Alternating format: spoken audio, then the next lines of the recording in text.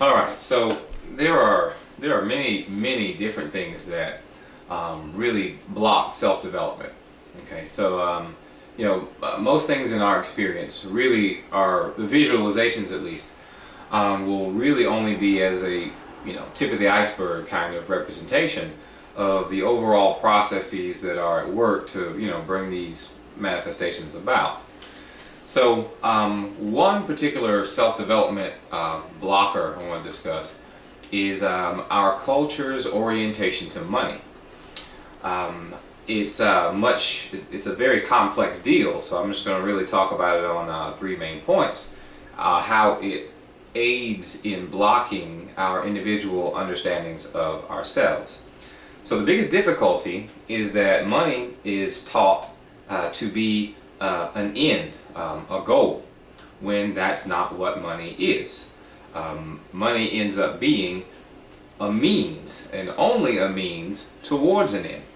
So if people are thinking that money is the end, and they are going to get that end, then they will not be developing themselves, because they are not spending time in figuring out what it is they want to do. So really, understanding money more aptly would be, money is a means towards an end. So the important thing then is to understand your ends more, and understand that it's not money that is the end. Money will be a means to help you get towards that end. We can see this rather vividly in the movies and stuff that depict, say, the world has been ravaged by some disaster of some sort. Few humans survive, and you see the trading and bartering and this kind of thing. Somebody could have a suitcase full of money in that circumstance, and it would be useless. In those circumstances, on the movies and whatnot, it demonstrates, or at least it illustrates, how money ends up simply being a means that's no longer useful, and so it has no value. Understanding that, even in this context, while it does have value, it is a means towards an end. So three quick points.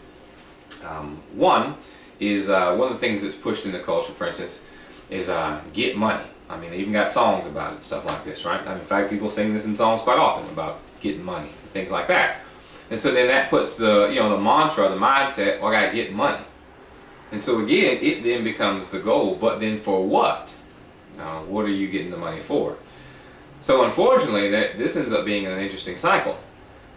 Because the focus is get money with no real development of what a person would actually want to do, then what ends up happening is the acquisition of money is simply poured back into the demonstration of having money. And so it's an interesting cycle where other things still are not getting done, but the money acquired is things are bought to demonstrate having money. So it's its own little cycle that's still not developing the person. So one issue.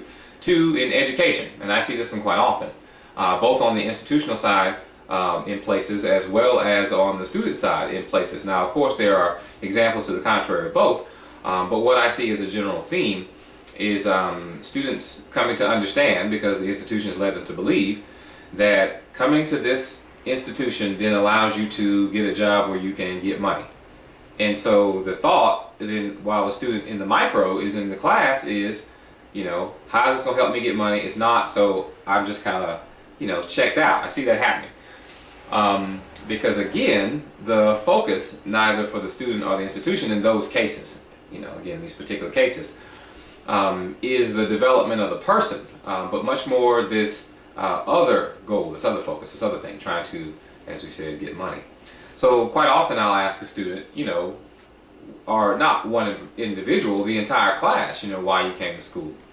A lot of them say, to get a job. Why you want to get a job? To get money. What do you want to do? So I see it in education a great deal. And then finally, wow. Well, how appropriate. In personal worth. I'm going to wait for that to go by. I've got sirens going by. I hope everybody's okay.